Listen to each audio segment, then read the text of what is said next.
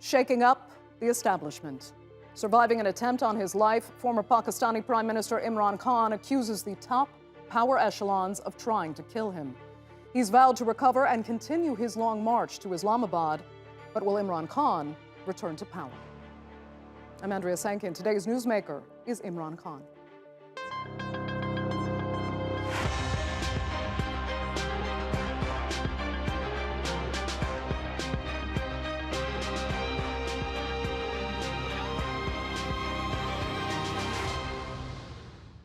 Well, he conquered the sporting world and reached the highest rungs of power in Pakistan. But Imran Khan isn't done yet. The charismatic politician wants to return to the top job, but his journey back is proving challenging, to say the least. Last week, while leading a march from Lahore to Islamabad demanding a snap election, Khan was attacked by a gunman. One man was killed and 10 others were injured. Khan proceeded to accuse 2 political opponents and a top intelligence official of orchestrating the attempt. He's now demanding a thorough and independent investigation. But the government says Khan's provided no evidence to back up his claims. Imran Khan's political career has been stacked with drama. After his Pakistan Tehreek-e-Insaf party won the most seats in 2018, the former cricket legend became prime minister. His promise to eradicate corruption and bring reform resonated with the Pakistani people. But inflation was rising, and so too was the national debt. The PM was struggling, and his opponents were desperate to oust him. In April, they succeeded, joining forces to remove him from power in a controversial and dramatic vote of no confidence. The no-confidence motion against the Prime Minister is the democratic weapon of this crowd.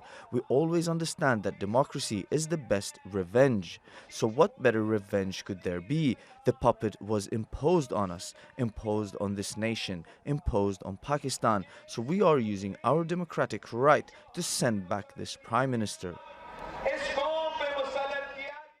Well, despite his ouster, Imran Khan still enjoys huge support. He rallied thousands to the streets demanding a snap election, but soon he was facing terrorism charges. Those were later dropped. But last month, the Election Commission found the former PM guilty of selling gifts received from leaders of friendly countries. Now, Khan received a 5-year ban from holding public office. That's now under appeal. In the short order, which we have received till now, the Imran Khan has been disqualified for the time being. Now it is up to him to file appeal before the Honorable Supreme Court, and the main decision will again come from the Supreme Court that for which term he is disqualified. So it will be seen at later on stage. Well, disqualified or not, Imran Khan has vowed to fight on. So to what end? Joining me now to answer that from his residence in Lahore is the former Prime Minister of Pakistan, Imran Khan. Thank you so much for being with us and for taking this time while you are recovering. It's only appropriate to ask first how you're actually feeling, and I mean not only physically, but psychologically. What state has this shooting, this attempt on your life, actually left you in? Psychologically, more determined than ever. I was expecting something to happen. I predicted this first 4 months ago when there was a plot against me. 4 people in closed room had made this plan to assassinate me. And this is way back in May, July, June at that time. And because they were very powerful people and because I had exposed the plot, then the next plot came in, which is when they got me. And that was to orchestrate this as if it is a religious fanatic who had bumped me off, so that attention would not be on those 4 powerful people. It would be on a religious fanatic. And so the whole sequence of events, how a video was manufactured by a certain agency, and then a video which showed me as if I'm committing blasphemy, I'm hurting religious sentiments, and then how it is picked up by one of their journalists who then flashed it, and then it was on national, the government-owned television. They played that thing for a while, how I had upset the religious sentiments. Okay. And then the ruling party, the information minister, they picked it up. So it was all part of a plan to make it out that eventually some fanatic had killed me. Right. I understand you're talking about your own suspicions right now, and there are some very serious, really, discrepancies in what you've said versus what the government is saying and what they believe is evidence so far. Now, you put out a statement almost immediately after you were shot, directly blaming two government members and a senior intelligence official for the attempt on your life. You provided, as you just did again, some background and reasons for your accusation, but no solid evidence as they have demanded. And now I asked Shahid Haqqan Abbasi, another former prime minister who's with the ruling party, what he made of your accusation. I'd like you to hear his response. I think it's a tragedy that a person of Imran Khan's stature, who served as the Prime Minister of the country, would stoop so low to accuse the Prime Minister and the intelligence officers of being behind this shooting. The shooting took place in a province which his party controls.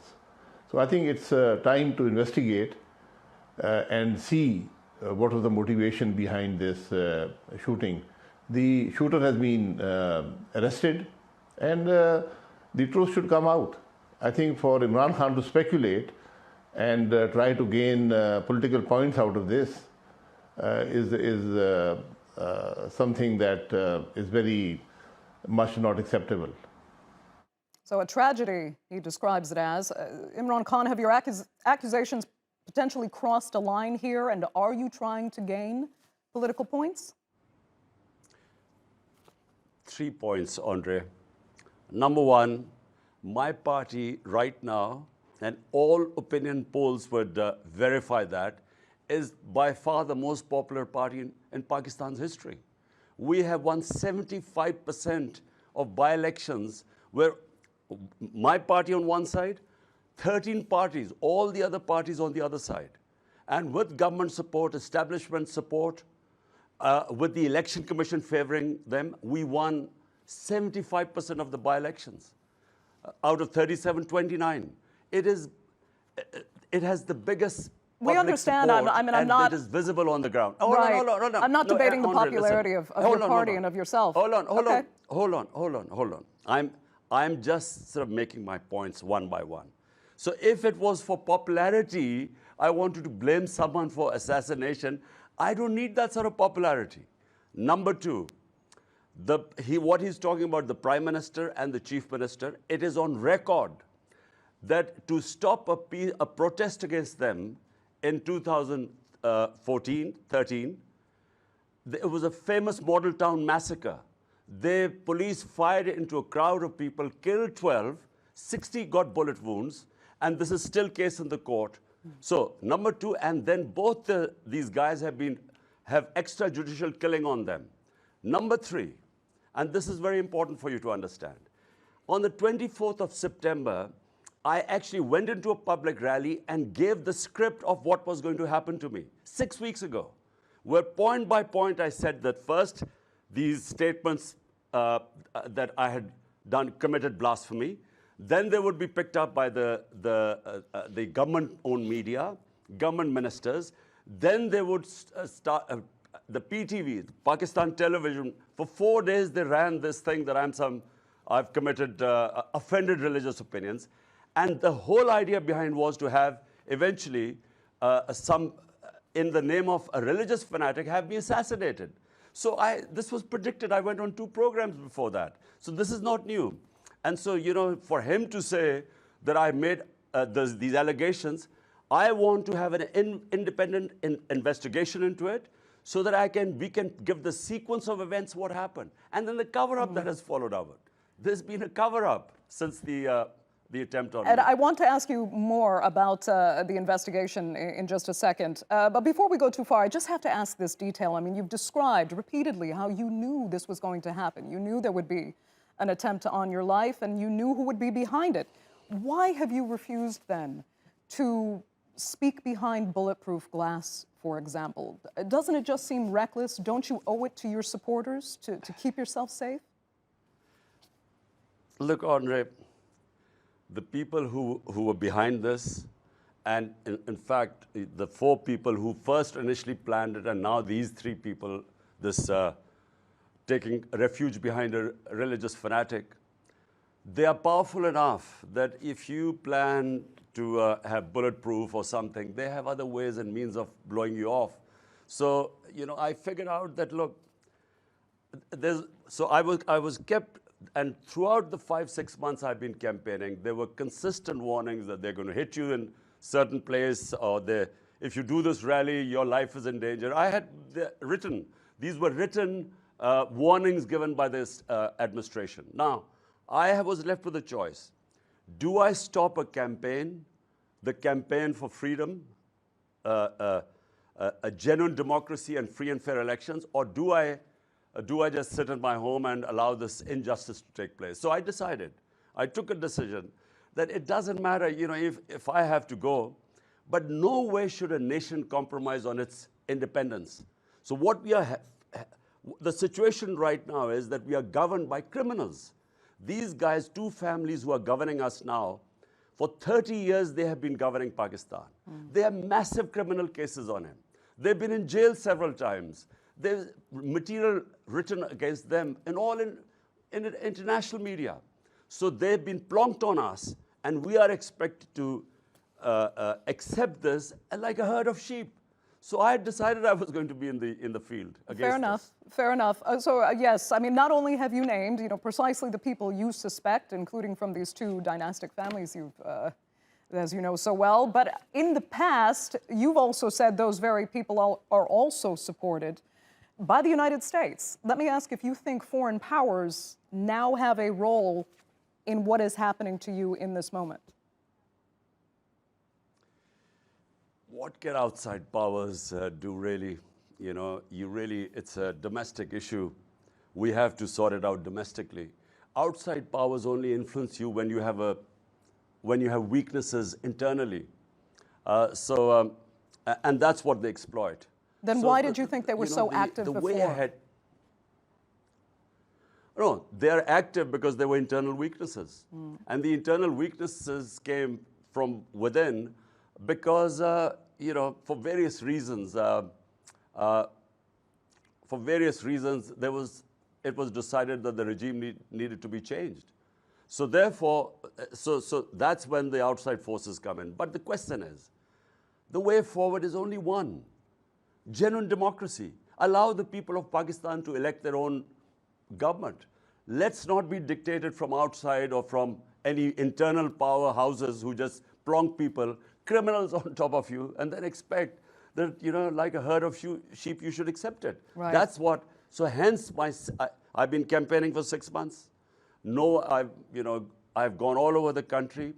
And, the greatest pleasure for me is that after 26 years, I finally see the sort of political awareness that never existed before in my country. So and that's what scared these people who tried to kill me. You can definitely see it's been encouraging, at the very least, for the PTI. But let's talk about first the investigation now, because that will be crucial going forward. We know Punjab police, the people in charge of where this assassination attempt took place, they've taken it upon themselves, actually, to lodge an investigation into your shooting. Is that good enough? I know you've said you want an independent investigation. Okay, so tell us why Punjab's investigation won't be good enough, and what do you actually want to see independently from investigators? In what form? Would they have to come from outside? So, Andre, number one, my party rules in Punjab.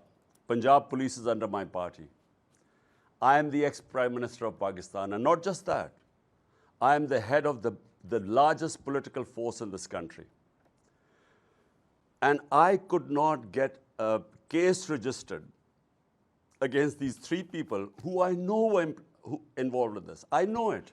And whenever there is a proper investigation, starting from who released the video and the people subsequent of events that followed, I know exactly that these 3 people will be implicated. Now, imagine that my party rules Punjab. We could not get the Punjab police to register cases against these 3 guys because it was for investigation. So If in the investigation they turn out to be innocent, fine. But at least it's my right.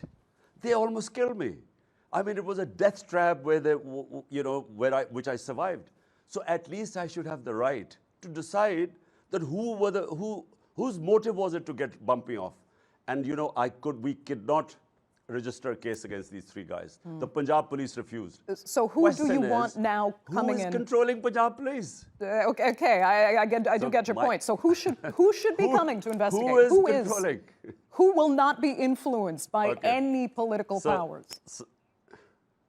So it was a very genuine request that if these three people are involved, all the investigative agencies in Pakistan are under these three individuals.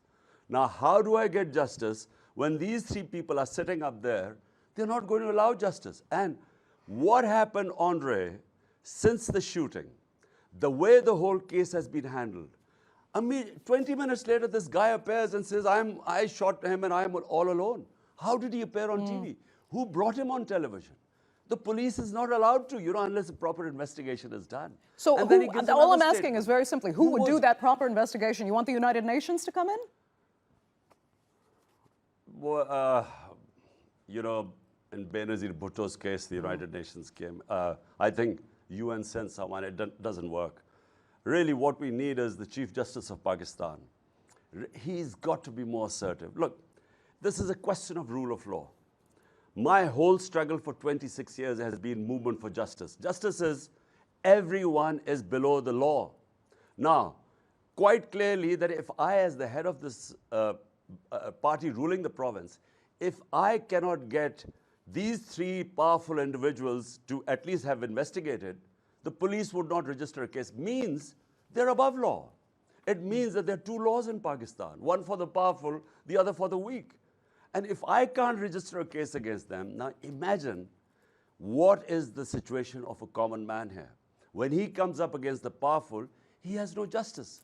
So this whole movement for genuine freedom, we call it, genuine freedom comes with rule of law. It's justice that gives human beings freedom, their rights.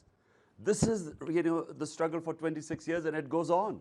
Okay, so you want the Chief Justice of Pakistan. That's a powerful message. You want him to be, at the very least, more assertive in this. Because, yes, Pakistan does have a history of some investigations into very important deaths really leading to nowhere. And you mentioned, of course, Benazir Bhutto. Also, it's very interesting you're talking about the gunman that they have said, and they said gunman. You have been very insistent that gunfire came from several directions, not from one person. Yet, in the report that's been filed, there is only a single gunman, from what I understand, being investigated. Well, in the cover-up, who's trying to cover this whole thing up, it fits in their narrative that this was a religious fanatic. And by the way, he was not a religious fanatic, because social media is so active these days. They went and interviewed all the people around him, the neighbors and everyone, and this guy didn't even say his prayers. Forget about him being a religious fanatic. But he was trained in shooting. And so what happened was that this guy would have killed most of the 3 or 4 people on top, because he was only a few feet away, and he fired a burst. But as he was taking his gun out, one of the a person in the crowd, and you can see it in the video, when he saw him taking the gun out, he put his hand on the gun, so the burst, rather than hitting us on the top body, as it went down, it hit us on the legs. So as it hit us on our legs collapsed. So as I was falling, and this is exactly the situation, the guy on my left, because the bullets hit us on our legs, we had this hail of bullets go over our head. So there was a shooter in front. There was a guy, this guy who's been caught. But there was another guy, because another burst of gunfire came, and we had bullets going over our heads as we were falling. Had we not fallen, this other guy would certainly have got us. So there were definitely 2 shooters, some said 3. Most of the people on the container saw the fire from the front. Tonight we should have forensic report. And if it has not been altered, because here there's a deep state that controls everything. So like they would not allow the police to register a case because it was some intelligence officer, a Major General Faisal. So they wouldn't register a case because of him. Okay. So what will happen now? Will they alter the forensics? We will get a report tonight. And we know, all of us know that there were firing came from two sides. Okay. I look forward to hearing that forensic report, the results of that. But let's look forward now. You've said you're going to return to the Long March. And I want to look at something you said before, because you're getting closer to Islamabad, where this is all supposed to culminate. You had said about the Long March that this is a revolution, but you asked specifically, will it be a soft one through the ballot box or a destructive one through bloodshed? What do you mean by that? Because some might read that as you're actually threatening war if you don't get your way. Andre, it's someone who started from scratch. I started politics 26 years ago with no political figures, with no big names, with no family in politics.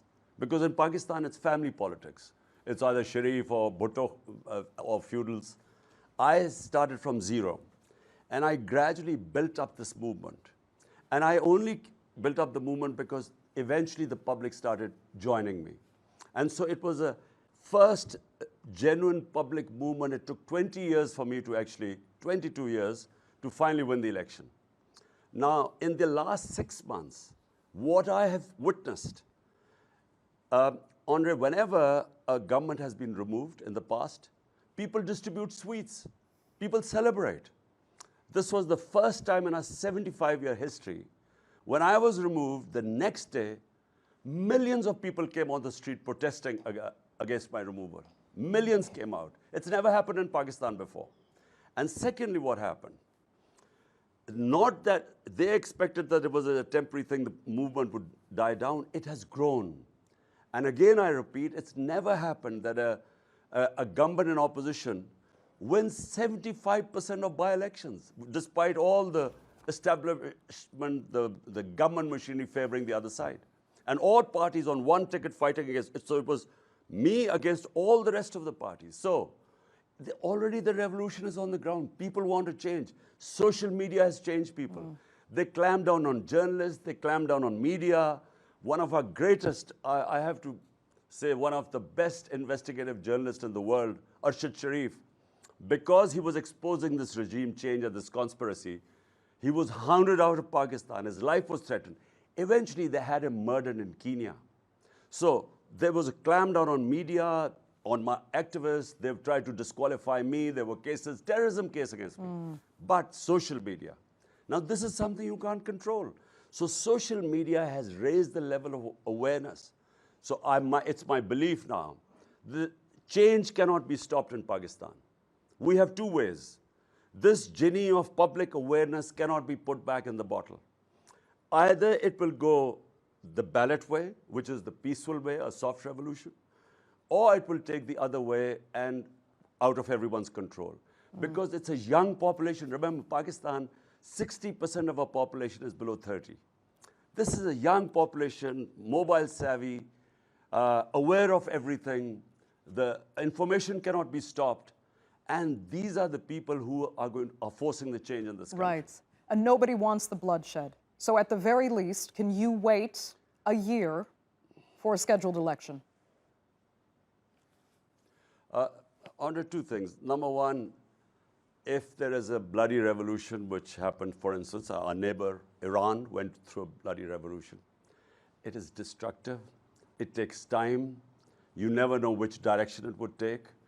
And it goes out of everyone's control, could lead to chaos. The only way forward is a peaceful revolution through the ballot box. And that's a constructive revolution. So we all pray that that's what happens. But my worry is that there's this entrenched mafias who do not want to, who've been hogging the resources of this country, the elite capture. But they still say they're in power worry is that and that they will hold an election next year. Can you wait for that election? So about the elections. Look, firstly, the country in 6 months, our economy has tanked. Business confidence in the latest survey is the lowest ever. our growth rate is falling, our exports are falling, our remittances are falling, the trade gap is getting bigger. This is all documented. So the whole basis behind it, there's political uncertainty. No one knows what's happening. You cannot have economic stability unless you have political stability. Political stability can only come through elections. There's no other way, because when you have a government for 5 years, mandate, public mandate, that's how you start then getting business confidence. Investment doesn't take place if I'm not sure what's going to happen in 6 months or a year's time. So the only way out of this crisis are elections. Now, about we can wait. We can wait because we're gaining by the day. Politically, electorally, it doesn't make any difference to us. But to the country, my fear is that we might actually default on our external payments. And that's what it is looking like right now. So for the sake of Pakistan and all those people who care, who are in position of power, there is only one way out. Some also suspected that you were so eager to get an early election in order to influence the appointment of a military chief that was favorable to you when General Bajwa retires in a few weeks' time. I first have to ask you if there's some truth to that. Did you want to be able to influence the next leader of your military? Look, Andre, look, the problem is when you have corrupt ruling elite, when you have people who are head of political parties who have massive corruption cases against them, then their number one priority is, after they've made this money and they want to make more money, how do they preserve this wealth? So they have to influence all powerful institutions of the state. Why do they have to have their own people, their own army chief, their own judge, their own head of FIA, the investigative agencies, and so on? Because their primary concern is not what's good for Pakistan. It's how can they preserve their wealth. And by the way, Andre, if you look at the developing countries, the number one problem is corruption of the ruling elites. Because the ruling elites, when they take money out of the country or steal and take the money out, they have to weaken state institutions. Otherwise, they will not be able to do it like in Western countries. That's why countries are poor, because the ruling elites plunder the country and then launder it out of the country. As the report of the United Nations Secretary General, the fact-type panel, which came up with a report that $1.7 trillion leave the poor countries for rich countries or rich capitals or offshore accounts. So therefore, I do not need my own army chief. I want an army chief on merit who's good for Pakistan, for the institution. I do not want my own judges. I want judges on merit. When I was in power, there was no family members I put in important places like these two family parties, because family takes over. So for me, what is good for Pakistan, for any institution, is merit. So I never want my own army chief. I want army chief to be selected on merit. Okay. But these two guys, these two heads, Sharif and Zardari, they can't afford anything who's on merit or who's independent. They want their own man. That's what people are still accusing you of. I know you deny it, and I mean, you're right now accusing a senior intelligence or military official of orchestrating your assassination. Listen, nobody really has ever challenged the role of the military in Pakistan's politics the way you have. But what's difficult to understand is whether you want the military out of Pakistan's politics, or do you want the military on your side in Pakistan's politics? Which is it? Look, Andrea, let me say one thing. In the 200-year history of Test cricket, international cricket, I am the captain who brought in neutral umpires. I am the one who actually brought in neutral umpires in cricket because we wanted a fair result. Now, this, what you're talking about, you must understand that for me right now, the most important thing in Pakistan, one most important thing, is how do we get out of this quagmire? How do we get out of this situation right now? As a Pakistani, I'm genuinely worried that if we default, our currency is falling, If we default, this currency will go in a free fall. Inflation already, because of the international commodity prices rising, inflation is already high. So we will be in a mess. So hence, I want to make it clear, delaying the elections does not, having elections at their own time does not bother me as a political party, because everyone knows we are growing. The party is growing by the day. But it's possible that we would reach a stage in Pakistan where it could become impossible to govern for everyone. So that's my biggest worry.